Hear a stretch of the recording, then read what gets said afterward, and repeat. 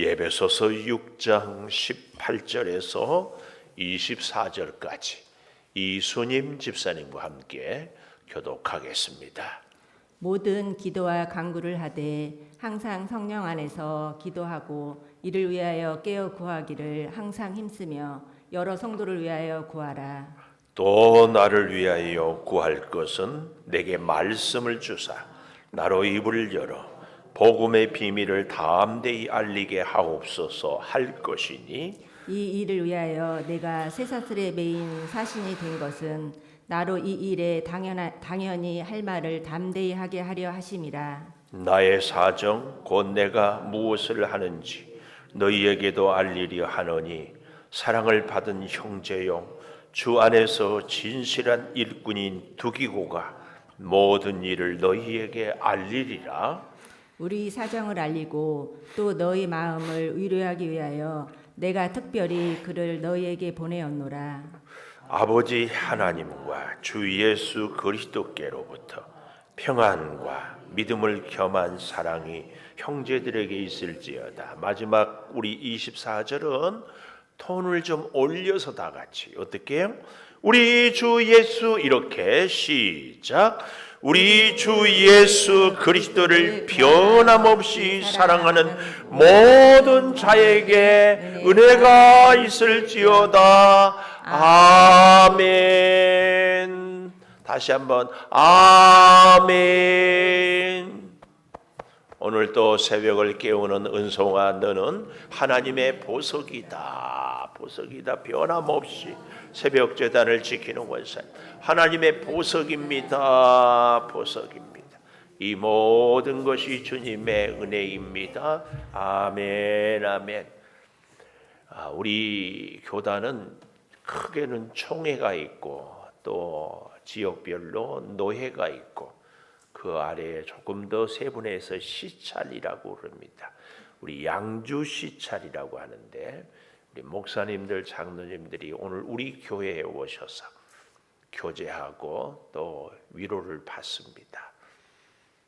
우리 교회가 저는 참 복을 받은 교회라고 생각하는데, 목회 현장에서 힘들고 어려운 목사님들이 우리 교회에서 힘도 얻고 또 위로도 받고 또 열심히 목회를 할 수 있는 오늘이 되기를 바라는데, 혹 시간 되는 대로 오셔서 주방에서 음식 장만하는 것도 도와주시고, 혹 처음 오신 목사님들은 화장실이 어디인지 안내도 조금 해주시고, 또 커피도 이렇게 한 잔 빼주시고, 이렇게 해주시면 참 좋겠습니다. 어제 유튜브가 잘 안 됐다고 그래서 우리가 복습을 오늘 한 가지만 했으면 좋겠습니다. 하나님의 전신 갑주를 입으라 그러지 않았어요? 죽게 하듯 하는데 하나님의 전신 갑주를 입는데, 특별히 어떻게 해요? 5분 대기조로 살자, 이런 제목을 했습니다. 복습을 다 못해도 전신 갑주는 한번 해보겠습니다. 첫째, 우리가 옷 입을 것을 생각하자 그랬어요. 허리띠를 매야 돼요. 허리띠. 무슨 허리띠? 진리의 허리띠를 맸으면, 방송실 센스쟁이. 진리의 허리띠를 맸으면 그 다음에 의의 호심경. 옛날 성경에는 흉배라고 그랬는데 가슴, 배, 이 아래까지 이렇게. 요즘으로 그래서 하면은 방탄복, 허리띠를 메고 방탄복을 입어라. 허리띠를 메고 방탄복을 입었으면 그 다음에 외출하려면 뭘 신어야 돼요? 신발. 근데 무슨 신발?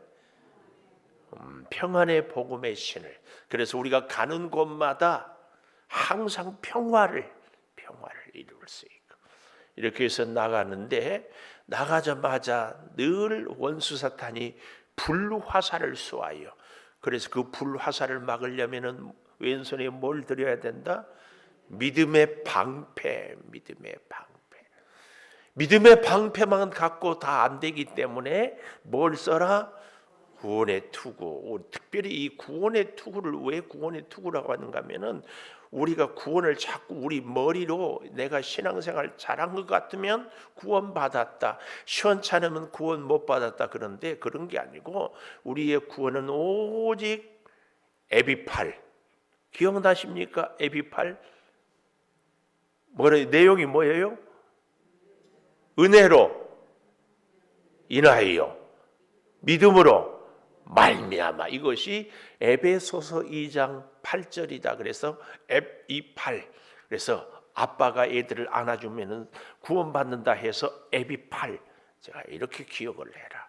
구원의 투구. 마지막 오른쪽에 성령의 검, 곧 말씀. 그래서 5가지는 우리를 수비하는 거라면 마지막 6번째는 공격력, 좌우의 날선 검. 언제든지 사탄의 괴계를 무너뜨릴 수 있는 것은 하나님의 말씀이다. 이것을 했습니다. 그리고 오늘 마지막 에베소서를 정리하고 내일부터는 다시 어디로 간다? 잠언. 아이고 감사합니다. 그래서 오늘 제목은 진실한 일꾼 두기고. 진실한 일꾼 두기고. 오늘 저와 여러분도 이 두기고 같은 진실한 일꾼이 되기를 축원합니다. 이 두기고란 이름의 뜻은 행운, 행운인 행운, 행운아. 근데 우리는 두기고는 참 부럽지요. 저는 두기고를 볼 때마다 디도가 떠올라요. 아주 어려운 일이 있을 때마다 디도를 보내요. 바울이 문제가 있을 때마다 디도를 보내. 근데 이 두기고도 똑같은 사람이에요. 말은 없는데 아주 주어진 일에 충성을 다하는 사람. 그래서 두기고를 만나는 교회, 두기고를 만나는 사람들은 행운이 깃들어요. 행운이. 두기고도 행운이 있지만 만나는 사람들도 행운이 있어요. 얼마나 멋져요. 그래서 그런지 저도요, 행운목이 우리 교회에 잘 돼.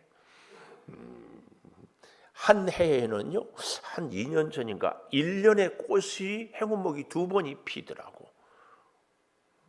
2번. 근데 올해는 아직 한 번도 안 피었는데, 이야, 행운목이 1년에 2번도 피고, 그래도 깜짝 놀래.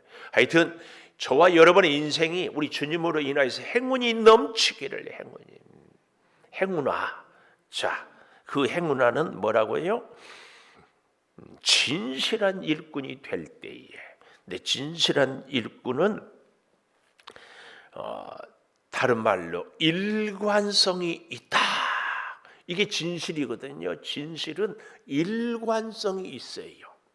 하나님의 말씀이 당연히 일관성이 있죠. 하나님의 은혜가 일관성이 있죠. 우리도 하나님의 사람은 일관성 있게 살아야 할 줄 믿습니다. 이랬다 저랬다가 아니라 이 일관성 있는 진실한 일꾼이 되는 비결은 딱 하나입니다. 전신갑주를 입고 사는 겁니다. 그래서 어제는 전신갑주 5분 대기조로, 오늘은 하나님의 전신갑주를 입은 우리가 진실한 일꾼으로 살아야 되는데, 그 진실한 일꾼이 되기 위해서는 첫째 18절에 모든 기도와 간구를 하되 항상 성령 안에서 기도해야 됩니다. 첫째, 어떻게? 성령 안에서 기도하라. 여기 18절을 다시 보면은요, 이 동그라미를 좀 쳐봤으면 좋겠어요. 항상이란 단어에다 모든 기도와 간구를 하되 항상 성령 안에서 기도하고 이를 위하여 깨어 구하기를 항상 힘쓰고, 항상 기도하고 항상 힘쓰고. 그래서 제가 일관성 있는 두기고, 여러분에게 간곡히 부탁드려요.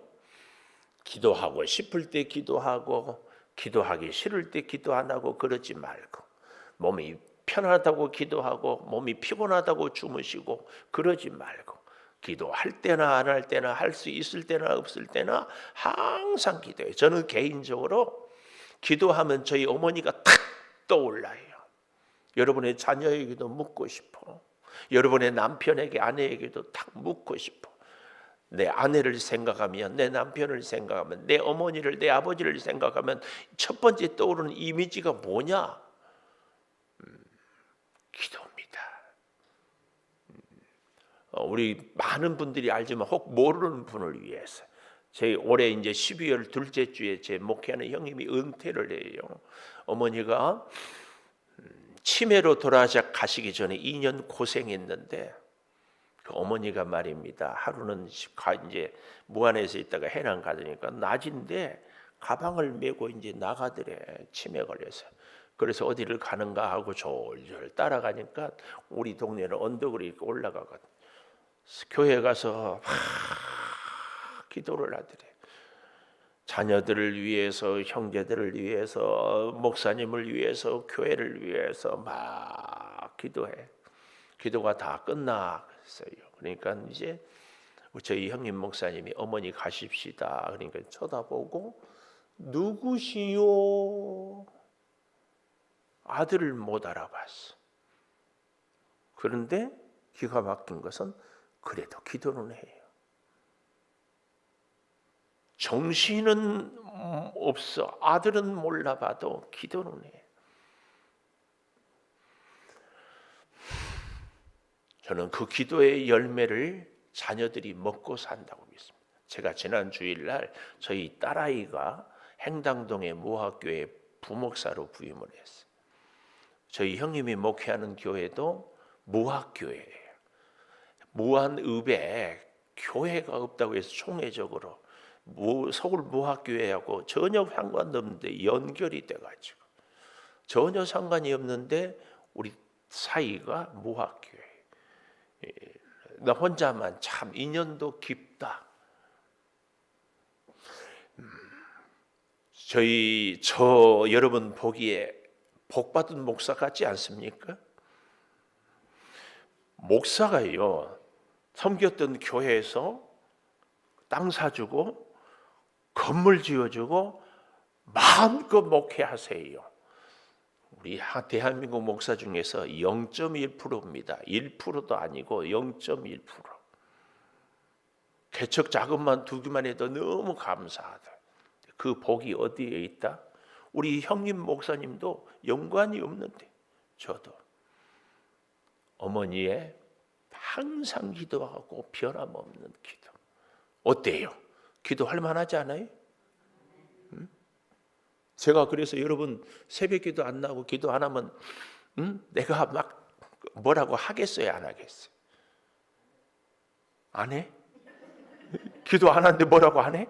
아이고, 저는요 가만 안 둬. 막. 왜요? 내가 경험적으로 내가 보이는데. 우리나라의 축구하면은 우리 시대에는 차범근 선수가 딱 떠올라.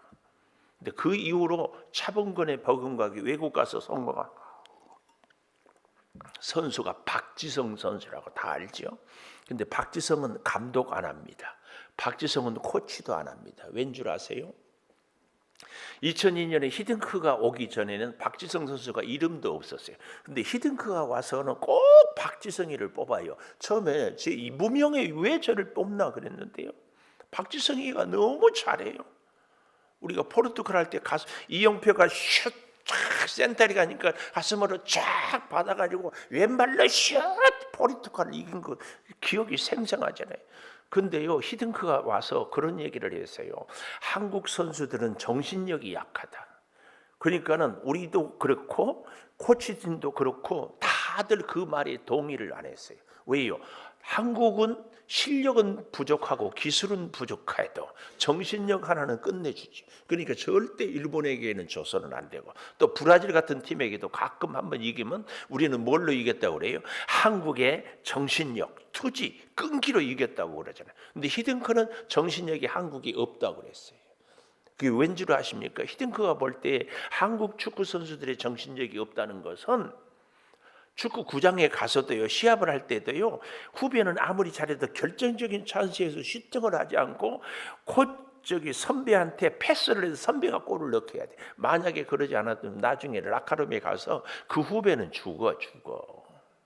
이게 축구의 문화예요. 히딩크가 볼 때는 이것이 틀렸다고 말이에요. 이게 정신력이 없다고 말이에요. 찬스가 있으면 선배도 후배한테, 후배도 선배한테 패스를 해서, 축구는 11명 하기 때문에 팀이 이길 수 있도록 하는 것이 정신이 좋은 거지.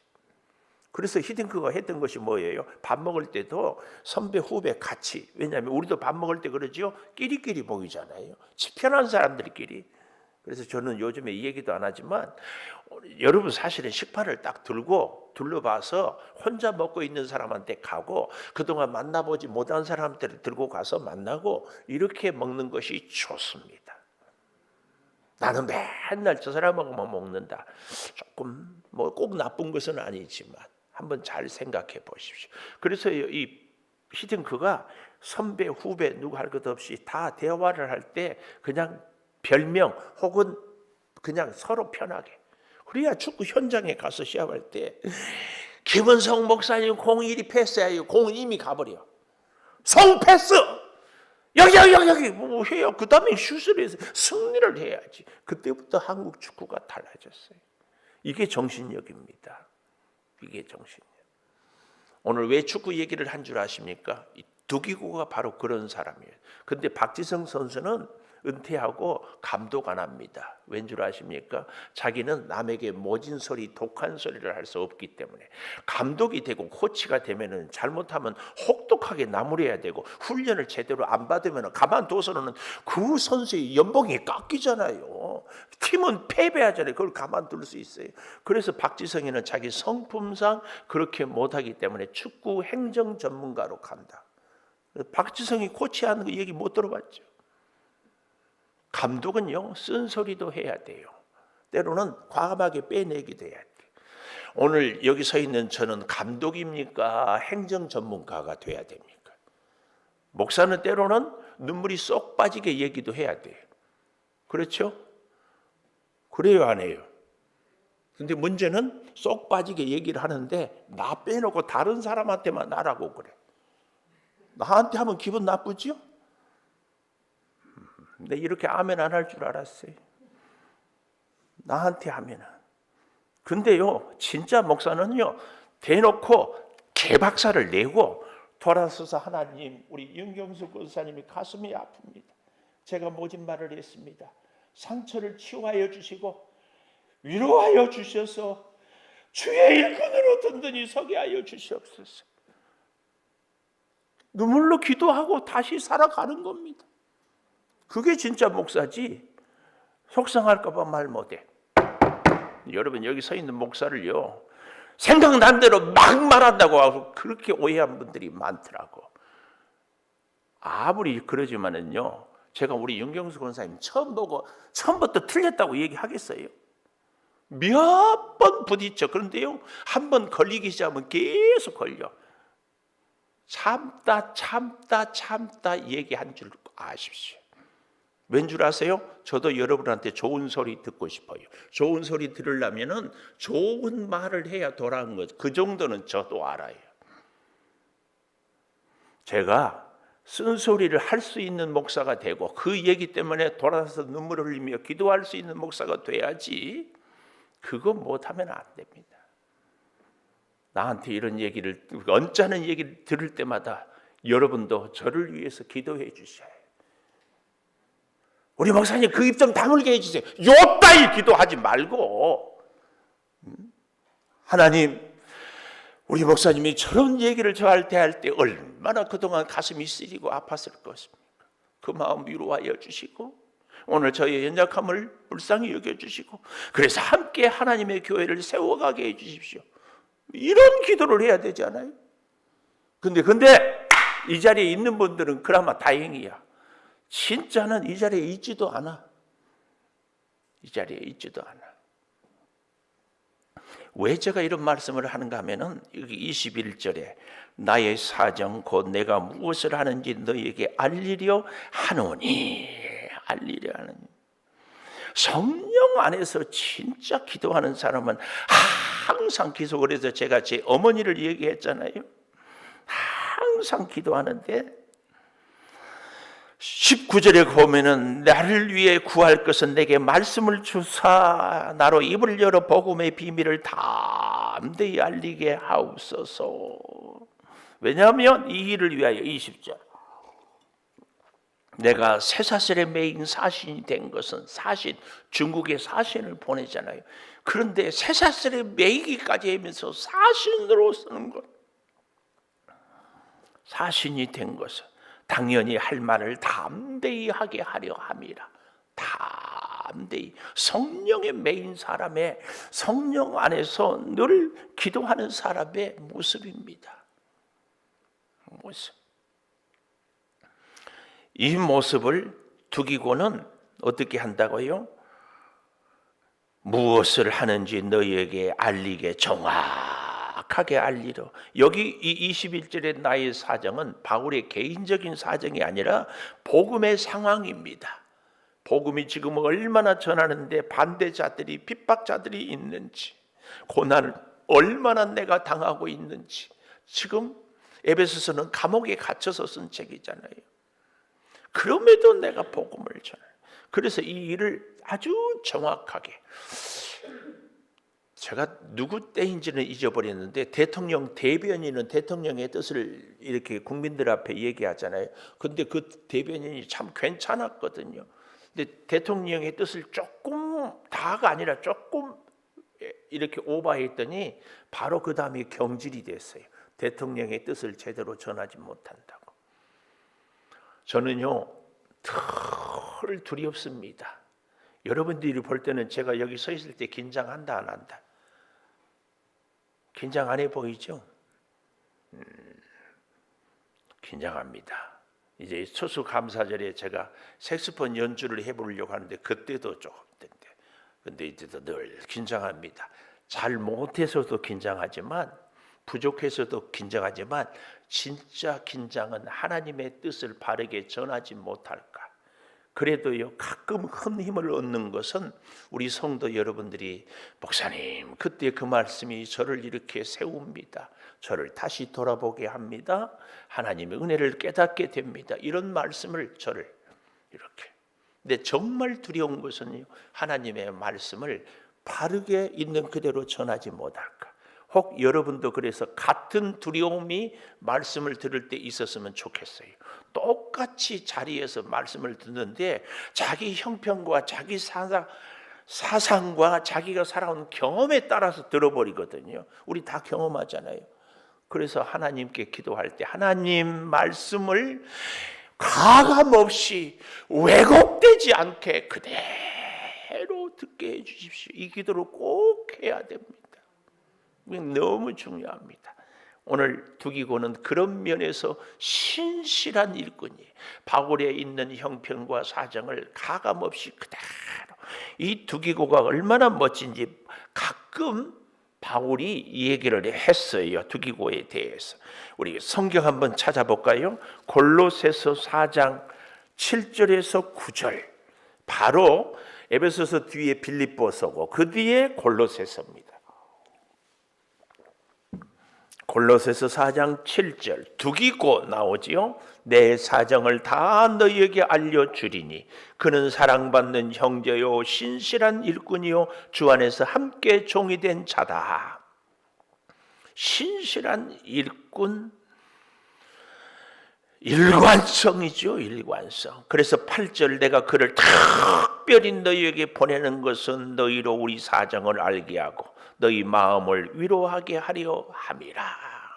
너희와 우리를 사정을 알게 하고 그래서 너희 마음을 위로하게 하려 합니다. 디모데후서 4장 12절. 디모데후서로 가보겠습니다. 바울이 가장 마지막에 인생의 황혼에 이제 죽을 날이 멀지 않았을 때 마지막으로 쓴 책이 디모데후서예요. 4장 12절. 두기고는 에베소로 보내었노라. 9절부터 보면은 조금 더 분위기를 알아요. 마지막에 이제 문안을 하는데요. 너는 어서 속히 내게로 오라. 디모데에게. 데마는 세상을 사랑하여 나를 버리고 데살로니가로, 그레스게는 갈라디아로, 디도는 달마디아로 다 이렇게 보내서, 그리고 누가만 나와 함께 있다. 그런데 네가 올 때에 마가를 데리고 오라. 이 마가가 누군 줄 알지요? 마가 때문에 바나바와 심히 다투고 갈라섰는데 돌아서니까 지내 보니까 인생의 말년이 되니까 마가가 하나님의 일을 잘 감당하니까 뭐라고 얘기해요? 그가 나에게 유익하다. 나의 일에 유익하다.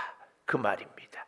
그리고 두기고는 에베소로 보내었다. 네가 올 때에 들어와 가볼에 집에 둔 겉옷을 가지고 오라. 왜요? 겨울에 너무 추워서 이렇게 쓸쓸할 때에도 두기고는 에베소로 보내어서 끝까지 사명을 갑니다. 우리가 지금 이 에베소서를 보고 있지 않습니까? 그래서 다시 이 에베소서 오늘 6장 21절에 나의 사정 곧 내가 무엇을 하는지 너희에게 알리려 한다. 사랑받는 형제여 주 안에서 진실한 일꾼인 두기고, 아주 중요한 말이에요. 주 안에서 진실한 일꾼. 이게 무슨 말이에요? 주님이 우리의 진실을 지키고 주님이 우리를 진실하게 은혜를 주지 않으면 우리는 어떻게 진실할 수 있어요? 그 얘기입니다. 그 얘기. 그래서 여기 22절에도 우리 사정을 알리고 너희 마음을 위로하기 위하여, 골로새서하고 같은 얘기를 또 하고 있죠. 특별히 그를 너희에게 보낸다. 이렇게 말씀을 하고 있습니다. 여러분, 우리 대한민국 사람들의 치명적인 실수를 늘 범하는 것이 뭔 줄 아십니까? 무엇을 얘기하면 그 얘기의 내용이 꼭 필요해요. 꼭 중요해요. 그런데 어때요? 그 말을 하는 사람이 마음에 안 들면 그 말을 귀에 안 담아요. 싫어해. 정치하는 사람 그러잖아요. 이 당에서 얘기하면 그 당이 우리나라를 위하는 일이야. 그런데 우리 편이 아니니까 싫어. 그래요. 근데 우리 편이 얘기하면 이것은 사리사욕을 채우는 일이어도 옳소 그러는 거예요. 여러분, 여기 서 있는 목사가 마음에 안 들어도 진리의 말씀을 전하거든 꼭 들으십시오. 마음에 든다고 말도 안 되는 소리도 옳소 그러지 마십시오. 누가 말하느냐보다 중요한 것은 무엇을 말하느냐가 정말 중요합니다. 하나님의 말씀을 우리는 정말 선입견을 갖지 말고 자기 감정 기분대로 편협하게 듣지 말고 말씀을 말씀대로 꼭 들은 진실한 일꾼, 일관성 있는 일꾼, 항상 기도하는 일꾼. 그래서 내 기도의 응답이 나는 죽고 없지만 내 자녀들에게 깊이 새겨지는 그 은혜. 그렇기 위해서 기분 좋아도 기도하고 기분 나빠도 기도하고 목사가 마음에 안 들어도 기도하고, 아멘 하는 거 보니까 마음에 안 드네. 그래도 기도하자고. 마음에 들어도 기도하고. 기도하겠습니다. 하나님 진실한 일꾼 두기고 진실한 일꾼 우리들을 되게 하여 주시옵소서. 항상 깨어 기도하겠습니다. 항상 주님 앞에 성령 안에서 간구하겠습니다. 우리를 붙잡아 주시옵소서.